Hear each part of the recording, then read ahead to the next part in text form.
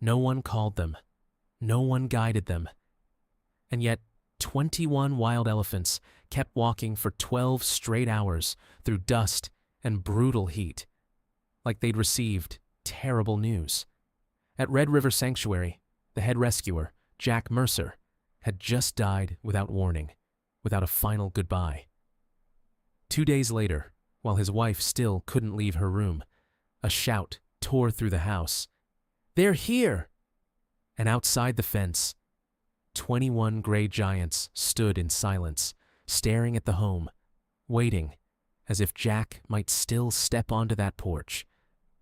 The African sun didn't rise so much as press down, flat, white heat over thornbush and red dust. Out in the open, a line of gray bodies moved with the patience of stone.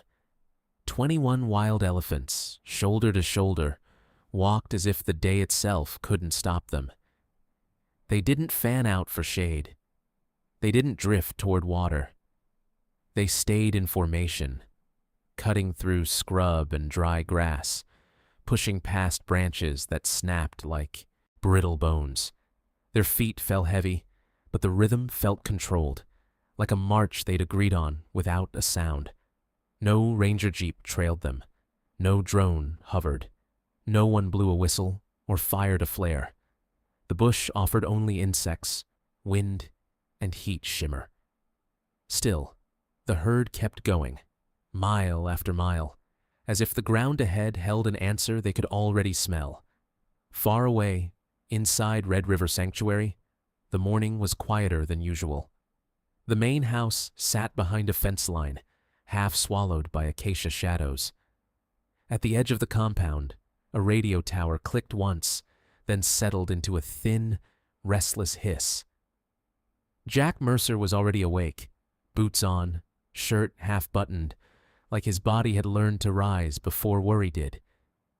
He stepped onto the porch with a mug that cooled too fast in the dry air. 58, broad-shouldered, firefighter built, he scanned the horizon the way he used to scan smoke. His head ranger, Eli Brooks, met him by the Land Cruiser. Eli was younger, sharp-eyed, the kind of man who could read dirt like a newspaper. "Trackers found fresh boot prints near the North Wash," he said, voice low. "Not ours. Too clean. Too confident." Jack didn't answer right away. He just listened. Distant birds, a generator hum, the faint clink of a chain gate. Poachers didn't announce themselves. They arrived like a change in pressure. Jack set his mug down and checked the med kit, his hands moving from memory. Inside, Evelyn Mercer stood at the sink, hair twisted up, trying to make breakfast feel normal. "You promised you'd take a day," she said, not accusing, just holding the words like a fragile cup. Jack forced a smile that didn't quite land. "After this sweep," he replied, "then I'm yours." Mia, 17, leaned against the doorway with folded arms, all quiet judgment. She'd never asked to live in a place where night noises had names. Jack caught her eye and tried anyway. "You still playing guitar?" he asked. She shrugged, like caring was dangerous. "Sometimes." He reached into his pocket and felt the smooth, familiar weight of his harmonica. It was an old habit from stations back home, something to do with shaking hands. He didn't play it now. He just held it, like a small promise that calm still existed somewhere in the world. By late afternoon, the heat had turned brutal. Jack and Eli cut tracks along the wash, stopping where brush had been pressed down and thorns snagged fabric. They found a cigarette butt, still pale against the dirt. Eli's jaw tightened. "They were close," he said. Jack nodded once and kept walking. The sun began to tip, and the bush changed tone, gold to rust to bruised purple. Jack's radio crackled with a broken syllable, then nothing. For 1 second, the silence felt too clean, as if someone had wiped the air. Jack slowed, and his heart did a strange, quick stumble he didn't admit to. Back at the compound, the first thing to break the stillness was a single, metallic clatter in the hallway. Eli's voice came through another channel, thin and panicked, then cut. The next sound was softer, something dropping, skidding. On the tile floor, Jack's harmonica lay on its side, as if it had slipped from a hand. Outside, beyond the fence line, the land kept moving. The elephants didn't know about radios or promises. They didn't know names like Mercer or Sanctuary. Yet their line held steady through dusk, 21 shadows pressing forward, as if the bush itself had delivered news that no human had spoken. When night finally came, it didn't arrive gently. It fell fast, darkening the paths and cooling the dust into something that smelled like iron. Somewhere in that darkness, Jack's world narrowed to a few quiet facts: a missing voice on the radio, a small instrument on the floor, and the uneasy sense that something had already shifted. Morning came in thin strips of light, pale and hesitant through the acacias. The compound looked the same: fence line, porch, gravel drive. Yet everything felt off, like a familiar room after bad news. Jack's boots were still by the door, dust-caked, waiting for a man who wouldn't lace them up. Evelyn sat at the kitchen table with her hands wrapped around a cold cup of coffee. She kept staring at the doorway, as if Jack might walk in and crack a tired joke about sleeping rough. The house held his presence in small things: his hat on a peg, his notebook open to a half-finished list. Officer Grant Hale's truck arrived with a blunt crunch of tires on gravel. Hale stepped out slow, brim shadowing his eyes, and nodded once to Eli and the guards. He didn't waste words. "We lost signal last night," he said. "We're going in." His voice was steady, but even he avoided looking at the harmonica on the tile.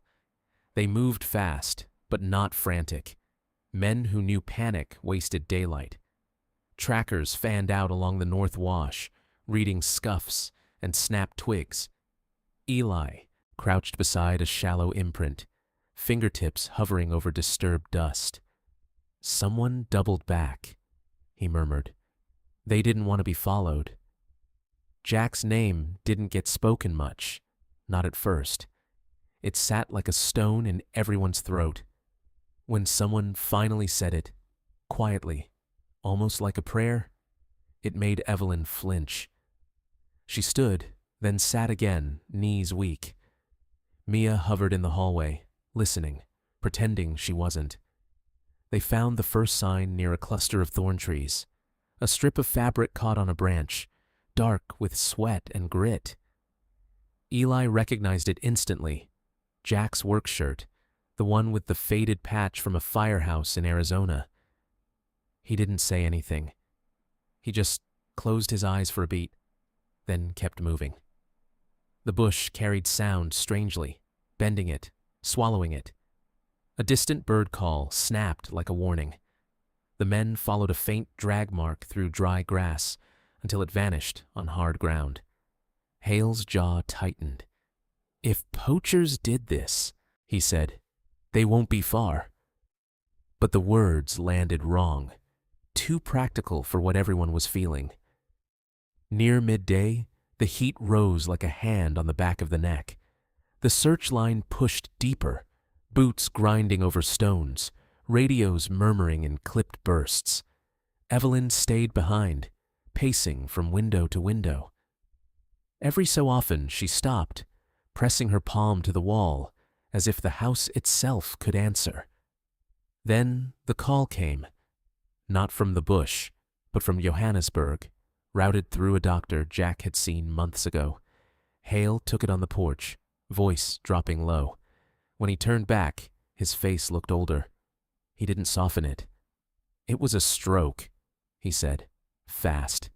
"No pain, they think." He paused. "He's gone." Evelyn's body reacted before her mind did. She stood too quickly, chair scraping hard, and the room tilted. Her hand shot out for the counter, but she missed.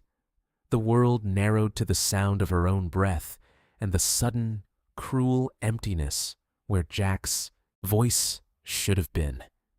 Mia caught her arm, startled by how heavy grief can be. For a long time, no one moved. The sanctuary outside kept doing what it always did. Wind in the brush, a far-off monkey bark, a gate chain tapping in the breeze. Hale looked down at the floor, not knowing where to put his hands. Eli swallowed hard, eyes glassy, and turned away before anyone could see him break. They laid Jack's harmonica on the table like it was something sacred and small. Evelyn traced its worn metal edge with one finger, remembering the nights he'd played low, soft notes just to settle the house. "He always came back," she whispered, not to anyone in particular, even when he said it was just a quick sweep. That afternoon, staff and neighbors arrived with food nobody touched. Condolences floated through the rooms like smoke, well-meant, unbearable.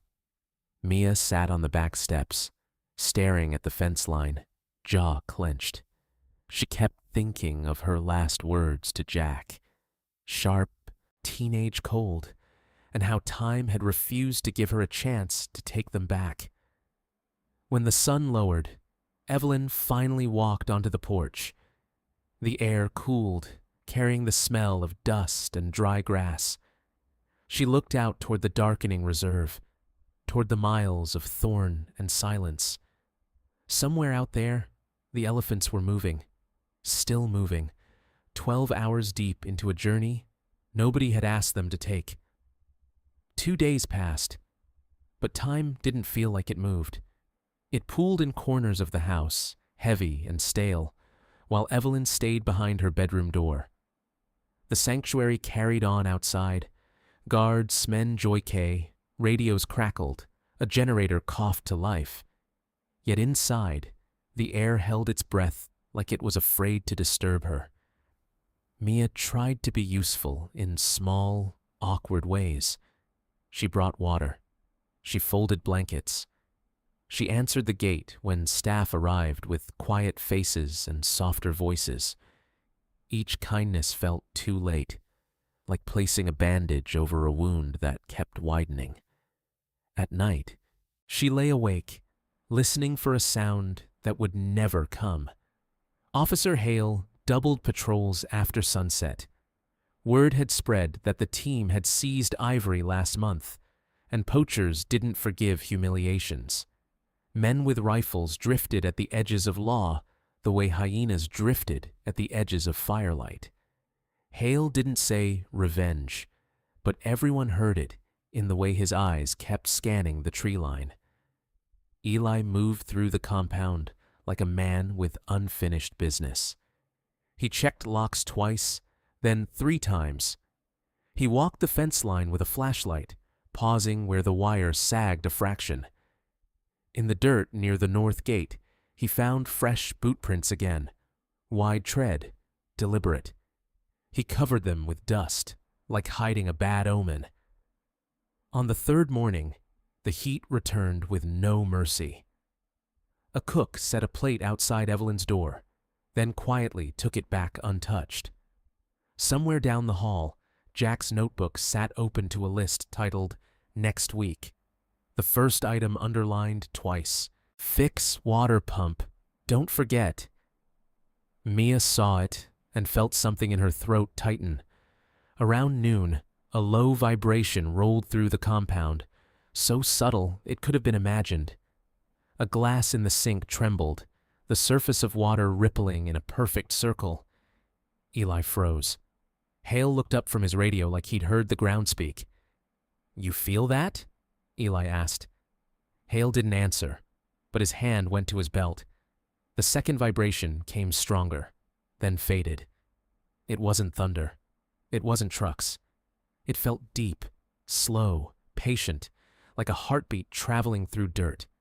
The old trackers called it elephant talk, sound too low for human ears that still found a way into human bones. Eli's eyes widened a fraction. "That's not close," he murmured. Then the shout hit the house like a thrown stone. "They're here!" Someone yelled from downstairs, voice cracking. Another voice followed, half gasp, half laugh of disbelief. Boots pounded on wood. Chairs scraped. The compound, which had been moving like a funeral, suddenly moved like a storm had arrived. Mia was the first to the landing. She leaned over the railing and saw staff clustered near the front windows, faces pale, hands pressed to glass. For a heartbeat, she couldn't understand what they were staring at. The yard looked normal. Dust, fence, the pale wash of sun. And then her eyes adjusted, and she saw the gray. 21 elephants stood beyond the fence line, spaced like pillars. Not one trunk lifted toward the trees. Not one body turned toward the river. They weren't grazing, weren't restless, weren't doing what wild elephants did when they wandered near people. They were simply there, still, watchful, as if the house itself was the center of their world. Evelyn came down slowly, barefoot, hair unbrushed, as if she'd aged years in 2 days. She stopped behind the crowd, one hand on the doorframe, and stared through the glass. Her mouth opened, but no sound came out. She knew those shapes. She had seen them from a distance, always with Jack beside her, always with his calm voice making everything feel safe. At the front of the herd stood Ruby, the matriarch, massive and scarred, her ears not flared in warning, but held wide in a steady, claiming posture. Ruby's eyes fixed on the doorway, not on the people moving behind it. It wasn't aggression. It wasn't curiosity. It looked unsettlingly like recognition.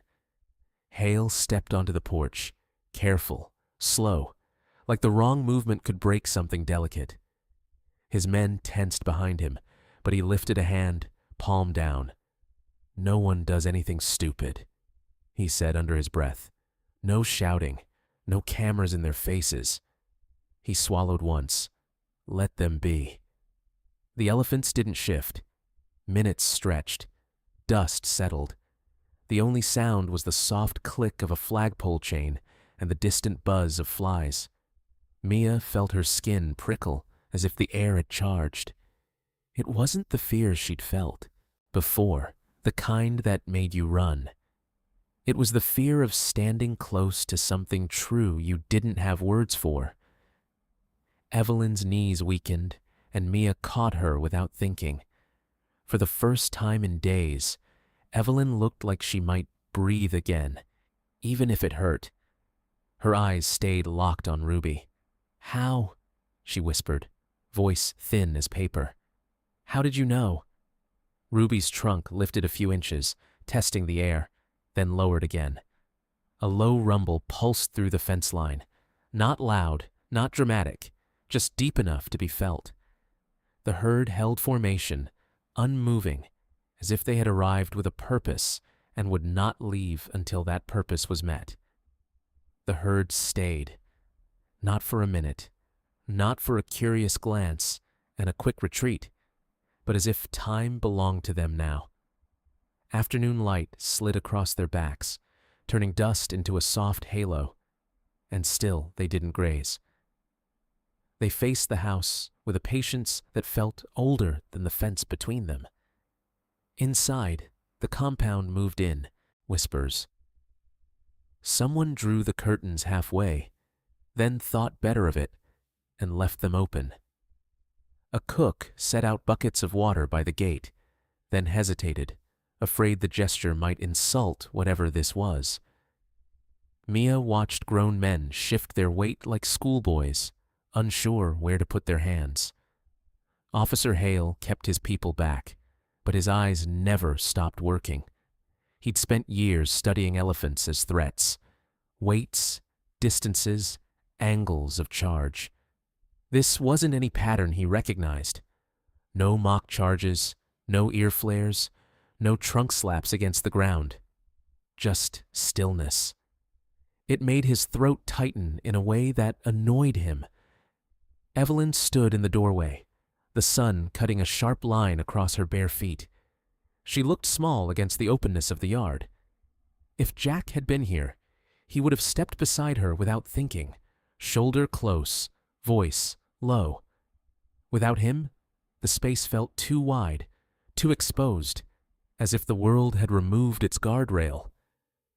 Ruby shifted first, not forward, not forehead angled toward the house, and her forehead angled toward the house, and her eyes held Evelyn's like they were trying to place her inside a memory. Mia expected fear to flood her, the old fear she'd carried since arriving in Africa.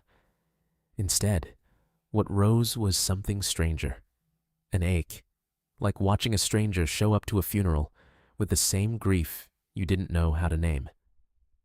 She realized she was holding her breath and forced herself to exhale, slow. A low sound rolled through the yard again. Not a trumpet, not anything dramatic, more like a distant engine heard through earth. The glass in the front window quivered. Evelyn felt it in her chest first, a soft thump against her ribs, as if the elephants had found a way to speak without air. "Don't," Hale warned quietly when one of the younger guards lifted a phone. He didn't bark it. He didn't have to. Something about the herd made even his sharpest men feel like intruders. The guard lowered the phone, embarrassed, and tucked it away, like a child glanced at him. "So what's the pull?" He glanced at him. "So what's the pull?" he asked, and hated how the question sounded, small and uncertain. The answer didn't come in words. It came in the way Ruby angled her head, in the way the younger elephants held back behind her like mourners behind a casket. It came in how no one elephant tried to lead away, like the herd had agreed. This is where we are supposed to be. Inside, grief did what it always did. It looked for a shape to lean on. Evelyn's eyes filled, but she didn't wipe them. "Jack used to say they remember everything," she whispered. Mia heard it and felt a sting behind her own eyes. She dismissed Jack's stories as romance, as him projecting human feelings onto animals. Hale stared at Ruby, then at the house, then back at Ruby. He remembered Jack arguing years ago, voice calm but iron underneath, saying the herd wasn't broken, just wounded. Hale had called Jack reckless. He'd meant it. Watching the elephants stand here now, Hale felt the uncomfortable slide of doubt under his certainty. As the sun sank, shadows lengthened across the yard, and the air cooled into a brittle kind of quiet. The elephants held their line.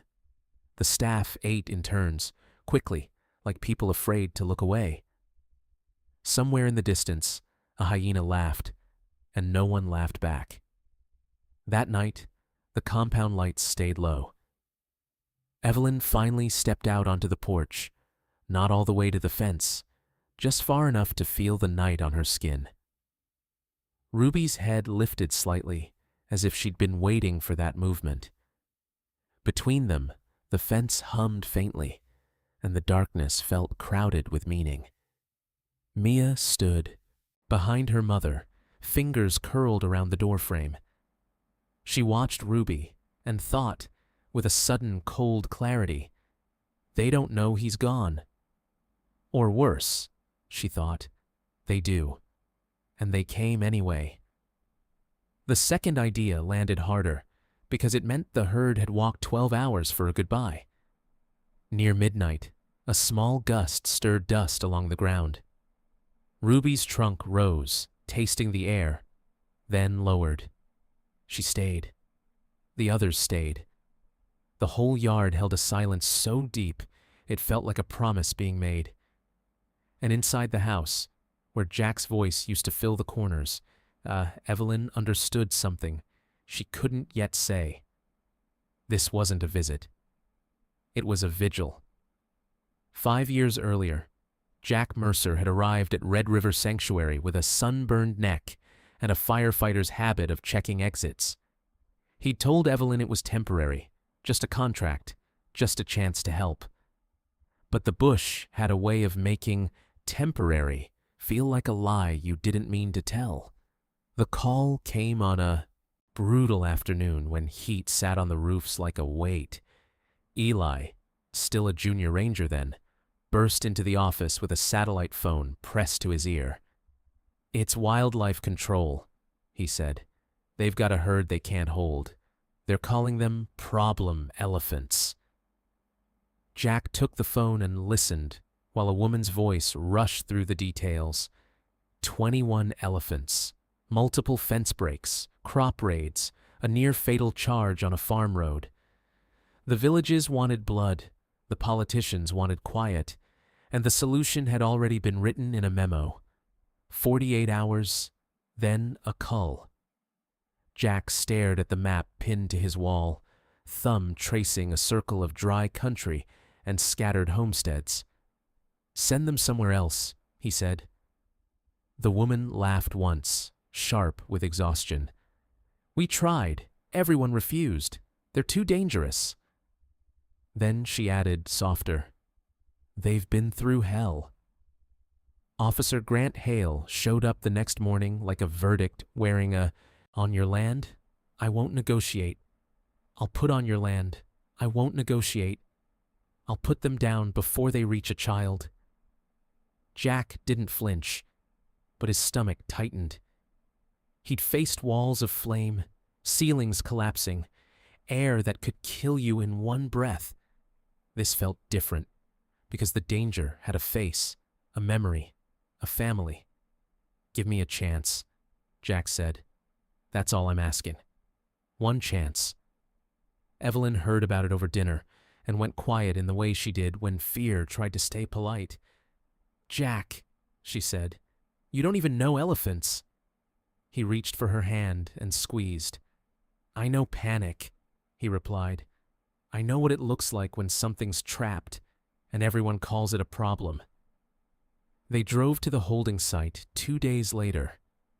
Dust blew across a temporary boma, and behind the wire, gray shapes paced like storm clouds. The air smelled of sweat and crushed grass. Jack watched the matriarch, Ruby, move along the fence line with purpose, touching, listening, studying every weak point.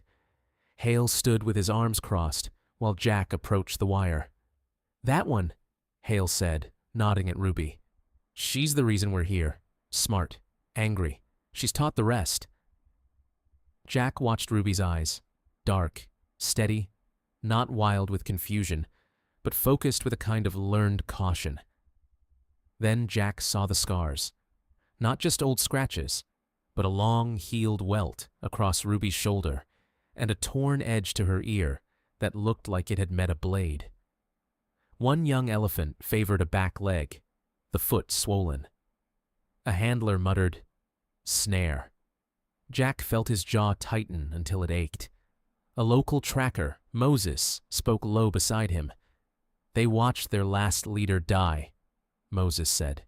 "Poachers, guns, the matriarch and her calf." He didn't add more, because he didn't need to.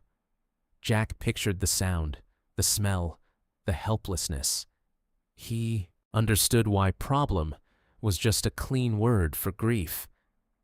Back at the truck, Hale opened a folder and slid a document across the hood. "Sign it if you want them," he said. "It says you accept full responsibility. It says if they escape, they're done." The pen felt too light in Jack's fingers for what it would decide. Evelyn called again that night from the compound, voice tight. "Please," she said, "don't turn this into another fire you have to run into." Jack stood outside under hard stars and listened to elephants rumbling in the distance like thunder that never broke. "If I say no," he answered, they die. The next morning, Jack signed. Not with bravado, not with certainty, but with a steady hand that surprised even him. Hale watched the ink dry and gave one short nod. "Then build your fences," he said. "Build them like your life depends on it, because their lives will." When the transport finally arrived, the ground shook under the weight of moving bodies. Jack stood by the new boma, heart hammering, while his staff watched from a safe distance. Ruby stepped down first, ears wide, trunk lifted, tasting a world that had only ever hurt her. She turned toward the fence like a general approaching enemy lines. Jack felt for his harmonica in his pocket, not to play, just to remind himself he was still human. Across the wire, Ruby's trunk reached out and hovered near the charged line. She didn't touch yet. She measured. She memorized. And in that quiet, Jack realized the terrifying truth. This herd wasn't arriving to be saved. They were arriving to decide whether he would survive them. The first evening with the herd felt like holding a lit match inside your palm. The boma fences hummed with power, throwing a faint blue bite into the dusk. Jack kept his distance, watching Ruby pace the perimeter with slow authority, as if she were mapping a prison she never agreed to enter. Around him, the staff spoke in short sentences and avoided sudden movements. Eli stood near the gate, knuckles white on a flashlight. Moses, the tracker, listened to the wind like it could warn him. Officer Hale's men stayed farther back, rifles slung, their presence a reminder. This was mercy with a deadline. Ruby tested the fence the way a locksmith tests a door. She didn't rush. She reached out, touched the wire with the tip of her trunk, flinched at the shock, and stepped back without panic. Then she tried again, 2 feet away, then 3, learning what pain meant and where it lived. The herd watched her, trusting her to be right. When full dark settled, the bush turned to a sea of invisible eyes.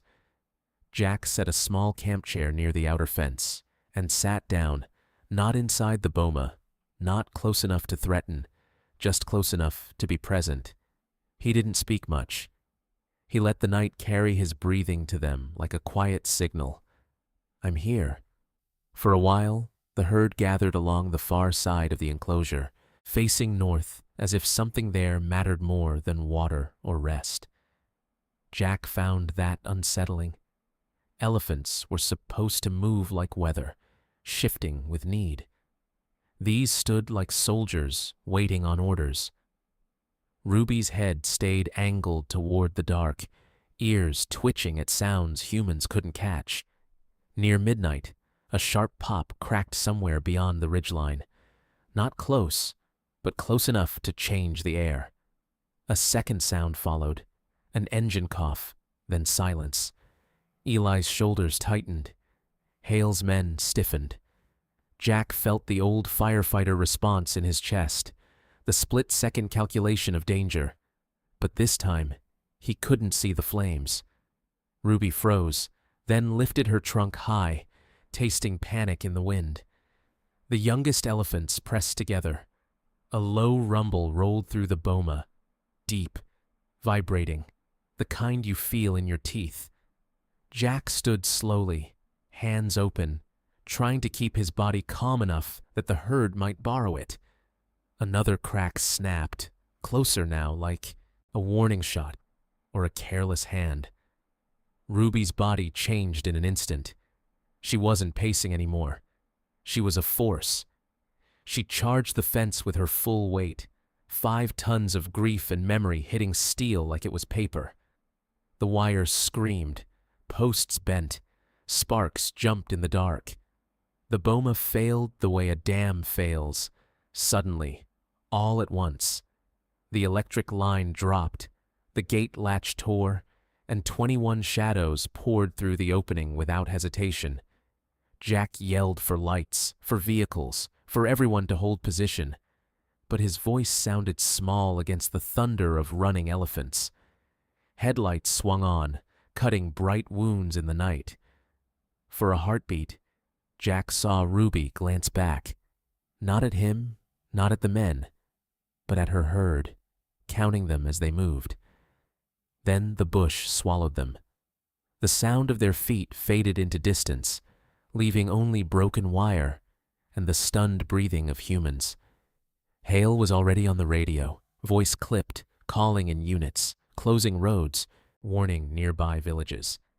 If they hit farmland, he started, then stopped, because no one wanted to finish the sentence. Jack stared at the torn fence and felt something cold settle under his ribs. If Ruby ran, the government would call it proof. Proof that mercy was a mistake.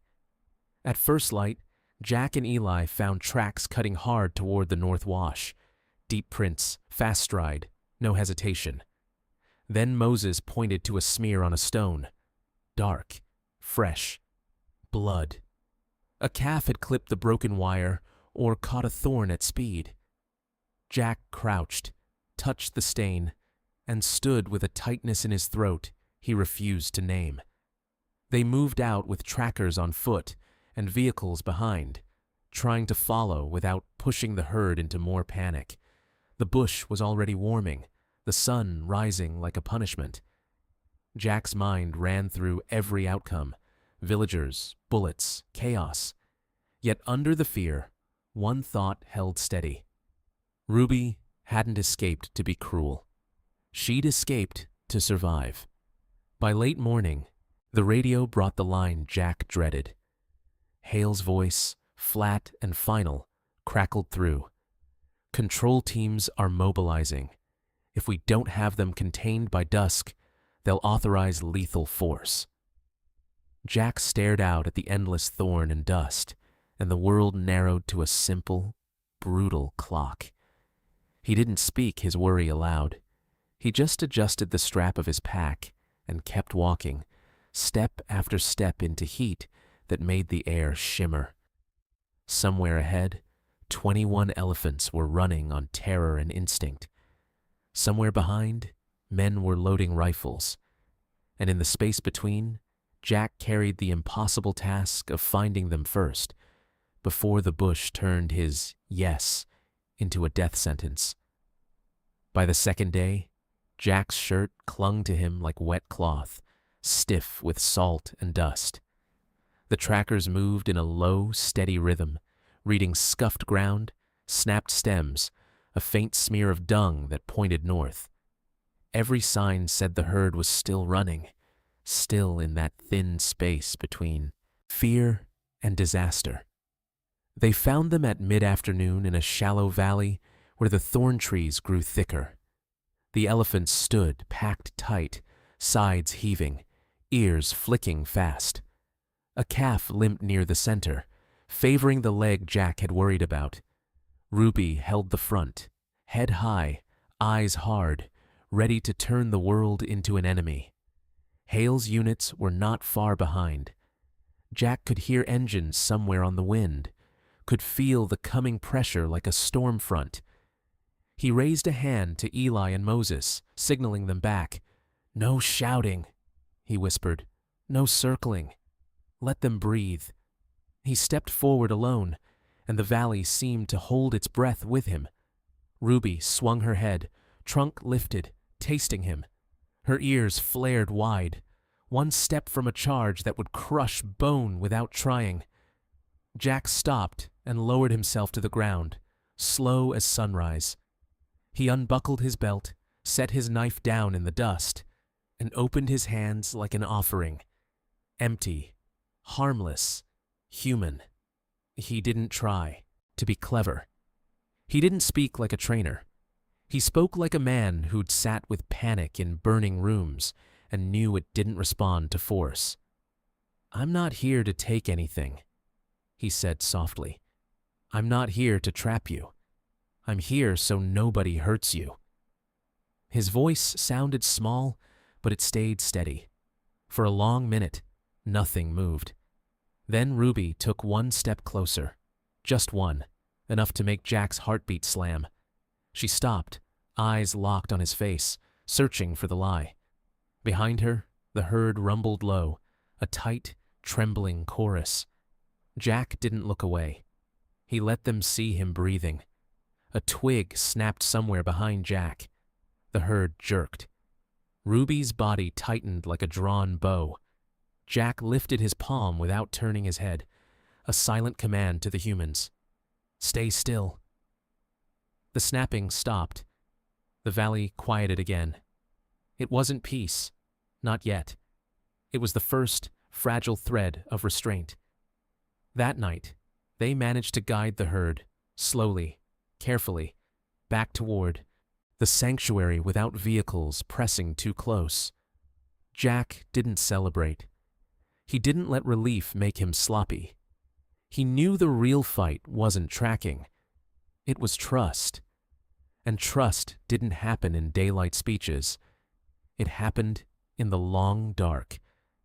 Back at the boma, the fences were doubled, reinforced, humming with stronger current. Hale stood at the gate like an executioner forced to wait. This is it, he told Jack, voice hard. Next break, I'm done talking. Jack nodded once, because arguing wouldn't change the rule. Only Ruby could. After midnight, Jack dragged a cot and a tarp to the ground outside the boma. Eli tried to stop him. Boss, you can't. Jack cut him off with a tired shake of the head. I can, he said, and I have to. He laid his back against the earth and stared at the stars until they blurred. The first night, Ruby turned her massive body away from him in perfect contempt. The herd followed her, lining up behind her like a wall.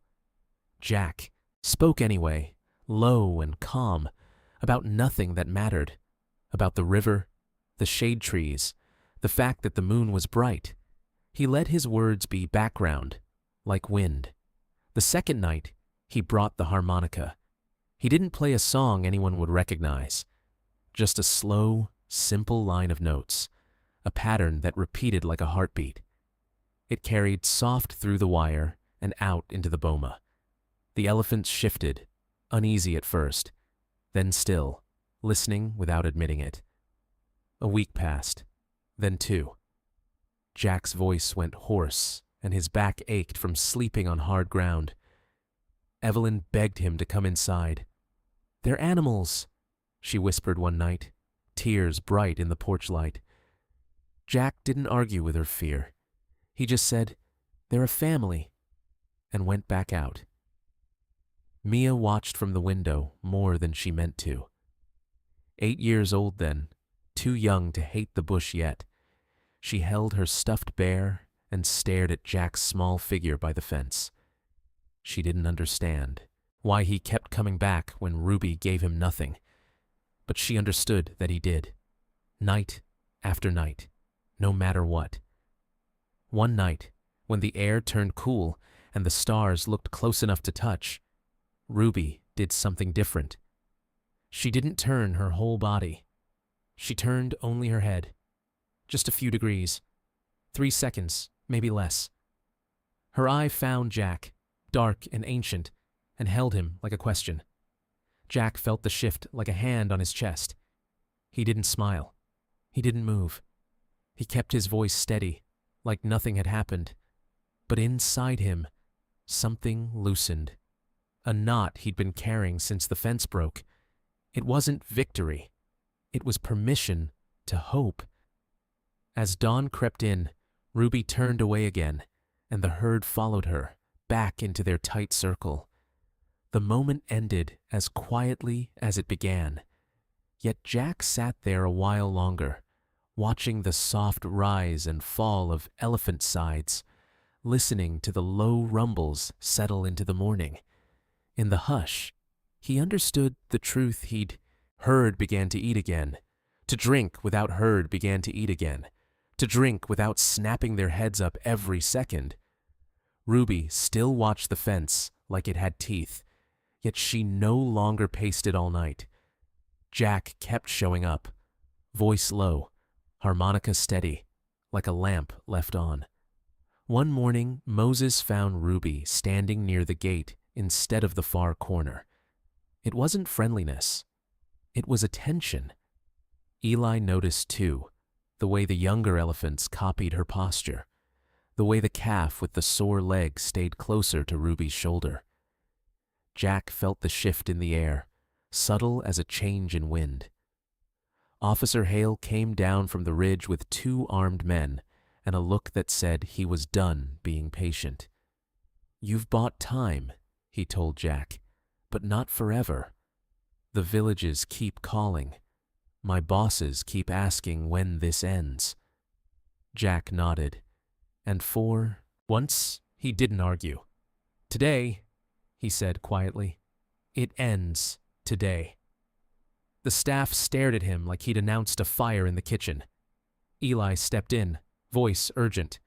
"Boss, you can't just—" Jack lifted a hand. "I'm not forcing anything," he said. "I'm offering a choice." He turned toward the boma, eyes steady. "If they run, we'll know. If they stay, we'll know." Evelyn watched from the porch, fingers white around the railing. Mia stood beside her, older now, tall and guarded, but with the same watchful eyes. "This is what he does," she whispered, more to herself than anyone. "He walks toward the thing everyone else runs from." Evelyn didn't answer. She just swallowed hard. Jack walked to the gate with the careful calm of a man walking into smoke. He spoke to Ruby through the wire, not in commands, but in the same patient tone he'd used every night. "You don't owe me," he said. "You don't owe this place. But you deserve open sky. You deserve to choose." Ruby didn't move. Her trunk lifted, tasting the metal, the dust, the humans behind Jack holding their breath. The herd bunched tight behind her like a living wall. Hale's men shifted their feet, hands near their rifles without touching them. The moment stretched, thin and sharp as wire. Jack put his hand on the latch. The sound of metal clicking echoed too loud in the morning heat. Eli's throat bobbed as he swallowed. Moses stared at the ground, like looking at Ruby's eyes felt disrespectful. The gate swung outward, slow, and sunlight spilled through the opening like water. For a heartbeat, nothing happened. Ruby stood at the threshold, ears wide, body angled like she could explode forward. Jack stepped back, giving her space. Hale's hand hovered near his radio, ready to call it in. Evelyn's knees trembled. Mia didn't blink, like blinking might change the outcome. Then Ruby stepped through. Not a burst, not a stampede. One deliberate step, then another. She stopped outside the boma and lifted her trunk high, tasting the wide reserve. Behind her, the herd waited, frozen, watching their leader decide if freedom was a trap. Jack felt his pulse in his throat. Ruby turned her head slightly, just enough to look back at Jack. It wasn't affection. It wasn't gratitude. It was something more unsettling. Assessment, like she was checking whether his promise had held. Jack didn't move. He didn't speak. He let the silence carry the truth he couldn't prove with words. The herd followed her, one by one, in a quiet line that looked like discipline. The limping calf came out last, protected on both sides. They didn't run for the fence line. They didn't surge toward the river. They walked into the open, then veered slowly toward the shade of a broad acacia near the boma, as if choosing proximity over escape. Hale exhaled like he'd been underwater. "They're staying," he muttered, and the disbelief in his voice sounded almost like reverence. Eli let out a shaky laugh that broke into a cough. Evelyn covered her mouth, tears slipping free. Mia stared at Ruby and felt her chest tighten with a feeling she didn't have a name for. Jack didn't celebrate. He just stood with his hands loose at his sides, letting the moment settle. The bush wind moved through the grass, carrying the low, gentle rumbles of elephants who had finally stopped running. Somewhere in that sound was a decision. Not surrender, not defeat. Something rarer. Trust, chosen freely, under an open sky. The calm after the gate opened didn't last the way people hoped it would. The herd stayed near the boma for days, moving like cautious guests learning a new home.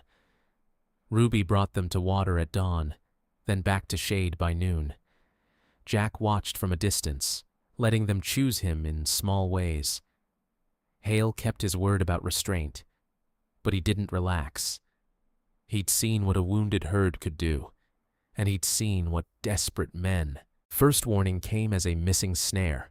First warning came as a missing snare marker on the north path. Then a night guard reported a flashlight blink far out past the salt lick. 2 quick flashes, then darkness. Eli found fresh tire tracks near a dry gully that no tourist ever used. Jack didn't need a meeting to understand. Someone was testing the edges. Evelyn begged him to let security handle it. "You already gave them freedom," she said, voice thin with worry. "You don't have to give them your life." Jack kissed her forehead like he was trying to memorize her. "If I don't check the lines," he answered, "the wrong people will."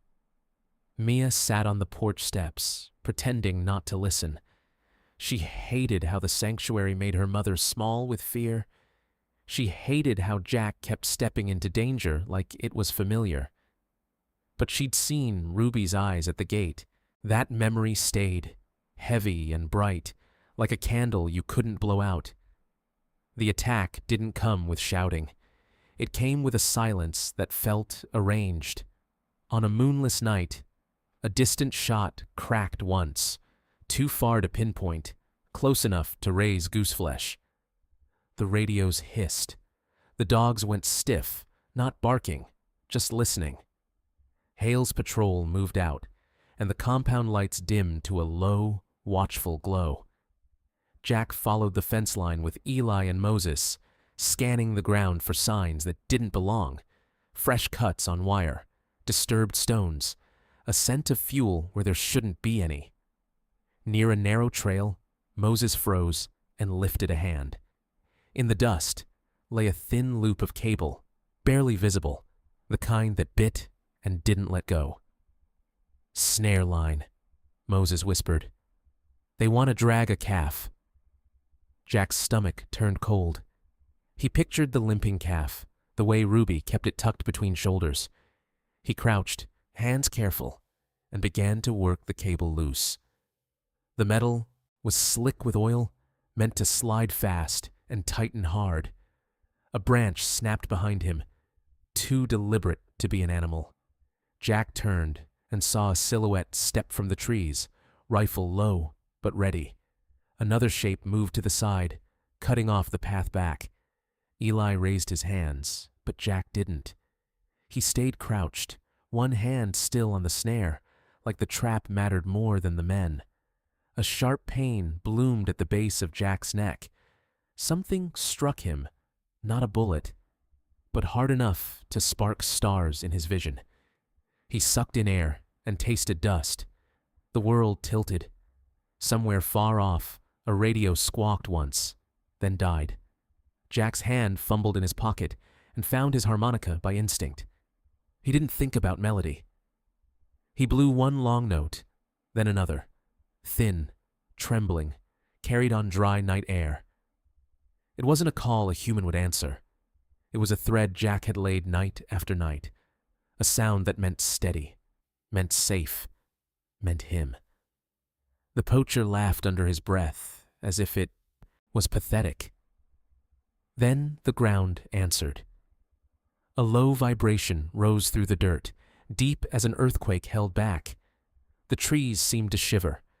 The men with rifles froze, heads turning, suddenly unsure of what they'd stepped into. Out of the darkness, massive shapes appeared, quiet at first, then unmistakable. Ruby and her herd, moving with purpose. Ruby came between Jack and the gunman like a wall placed by God. Her ears spread wide, her head high, trunk lifted, not flailing, commanding. The herd fanned behind her, forming a living barrier that narrowed the space, cutting off escape routes with bodies that didn't need weapons to be lethal. The poacher's confidence broke like glass. One of them raised his rifle, then lowered it as Ruby took a single step forward. It was not a charge, it was a statement. The man backed away, boots sliding in dust, eyes wide with the sudden understanding that he was outmatched. Another poacher cursed and ran, disappearing into brush that no longer felt like cover. Hale's team arrived moments later, lights sweeping, voices sharp. Too late for the first strike, just in time to see the ending. Hale stopped dead when his beam caught Ruby standing over Jack, trunk hovering near him as if checking his breath. The officer's mouth opened, then closed. He'd spent years believing control came from force. Tonight, force looked different. Jack tried to sit up, and the world spun. His chest tightened, not fear, something physical, crushing. Evelyn's face flashed in his mind, and Mia's, and he hated how quickly the body could betray a stubborn heart. Eli knelt beside him, voice shaking. "Boss, stay with me," he said, pressing fingers to Jack's wrist. Later, under harsh porch lights, a medic warned Jack in plain words, "You push like this again, you might not come back." Jack stared at his hands, still smelling of snare cable, still trembling. Outside the fence line, Ruby stood in the dark with her herd, quiet and present, as if they were keeping watch until the danger passed. Mia stepped onto the porch and saw Ruby's silhouette beyond the yard. For the first time, she didn't see wild as a synonym for unsafe. She saw something else, loyalty without language, protection without a bargain. The night softened and the fear receded, but a new worry settled in her chest. If Ruby could learn to stay, could Jack learn to stop running into the fire? The house woke before dawn, but it didn't feel alive. A thin gray light crept across the porch boards and the yard, settling on the same fence line Jack used to check each morning. Inside, Evelyn lay still, staring at the ceiling, listening for footsteps that would never cross the hallway again. Jack Mercer was gone. Not missing, not late, not out on patrol. Gone in the final, unfixable way the bush never apologized for. The medic's warning had come true weeks later in Johannesburg. A sudden collapse. A body that refused one more fight. Hale delivered the news like a man carrying a weight he couldn't set down. Evelyn moved through the first hours like someone underwater. Staff spoke softly, bringing tea and condolences, but words slid off her. Mia hovered close, angry at everything, at fate, at Africa, at Jack for being brave when it cost too much. She kept thinking of her last cold sentence and how it was now a locked door. 2 days passed in a blur of paperwork and quiet crying. The sanctuary kept functioning because it had to. Radios, patrol schedules, gates. Hale posted extra men anyway, half from habit, half from fear of poachers smelling weakness. The air around the house felt wrong, as if something unfinished was waiting outside. That afternoon, a glass on the counter trembled, not from a truck, not from wind, just a subtle ripple that made Mia look up. Eli paused mid-sentence, eyes narrowing. Then it came again, deeper this time, a slow pulse in the floorboards. Moses whispered, "Infrasound, like saying the word might explain the chill. A shout rose from downstairs, sharp with disbelief. "They're here!" Boots thudded. Voices hushed themselves without being asked. Evelyn didn't understand at first. Hear who? She dragged herself to the doorway, and the world outside seemed to widen, full of dust and heat and something impossible standing in the yard. 21 elephants lined the fence in perfect stillness. They weren't scattered or grazing. They faced the house as if it were a place of importance, not a human building they'd ignored for over a year. Ruby stood at the front, massive and calm, her eyes fixed on the porch, like she was waiting for a familiar shape. Hale stepped forward, then stopped as if he'd walked into a church. His men held back, hands away from triggers. No one dared clap or wave or treat it like a spectacle. The herd's silence demanded respect. It was the kind of quiet that made people lower their voices without knowing why. Minutes stretched into an hour. The elephants barely moved, only small shifts of weight, trunks tasting the air. A low rumble traveled through the fence line, steady and mournful, and Evelyn felt it in her chest, like a hand pressing gently on grief. Mia's throat tightened. She realized they weren't searching for food. They were searching for him. Evelyn stepped onto the porch, knees trembling. "Jack isn't here," she wanted to say, but the words wouldn't form. Mia reached into the hallway drawer where Jack had kept small tools and old keepsakes. Her fingers found the harmonica, cool metal, worn edges. She didn't know why she grabbed it. She only knew she had to. The first note came out thin and shaky, then steadied as Mia remembered the pattern Jack used to play at night. Slow, simple, like a heartbeat. The sound drifted into the yard. Ruby's head lifted a fraction, ears easing outward, and the herd's rumbles softened, as if the music had opened a door they recognized. Evelyn walked down one step, then another, stopping at the fence line. Her voice was barely there. "He loved you," she said, looking at Ruby the way she'd once watched Jack look at her. Patient, honest. "He called you family." Ruby's trunk rose slightly, not reaching through, just hovering in the air like a sigh. The herd stayed until sunset, then until the stars came out, and still they did not graze. On the second night, the air cooled and the dust settled. Ruby finally turned, slow and deliberate. One by one the elephants fell into line behind her, a solemn procession moving back into the bush, leaving the yard emptier, but somehow less broken. In the weeks that followed, the sanctuary learned to breathe again.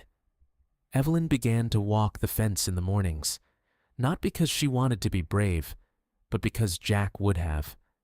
Mia practiced the harmonica in private, the notes uneven but sincere, like an apology carried on air. Hale visited less, but when he did, he spoke, softer. A year later, near the same date and the same light, the floorboards trembled once more. Evelyn paused mid-step, heart jumping the way it had that first time. Outside, the fence line filled with gray shapes. 21 again, Ruby at the front. Mia lifted the harmonica to her lips, and this time, her hands didn't shake. They stood there in silence, and nobody tried to explain it away. Not with science, not with coincidence, not with comforting lies. The sanctuary simply watched as the elephants kept their strange, faithful ritual, showing up without flowers, without words, with nothing but presence. And for Evelyn, that presence landed like a soft, steady truth. Love doesn't always end. Sometimes it returns. If this story hit you in the chest the way it hit me, I want to hear from you. Just drop a 1 in the comments if you believe animals can feel love and grief. Drop a 0 if you think there has to be another explanation. And if you want, add one short sentence. What part stayed with you? Before you go, subscribe to this channel so you don't miss the next story. Your support means the world Because to the us. one coming If up you enjoyed this, is even please harder take a to moment to explain like, share, and even subscribe. harder to Thank you. forget.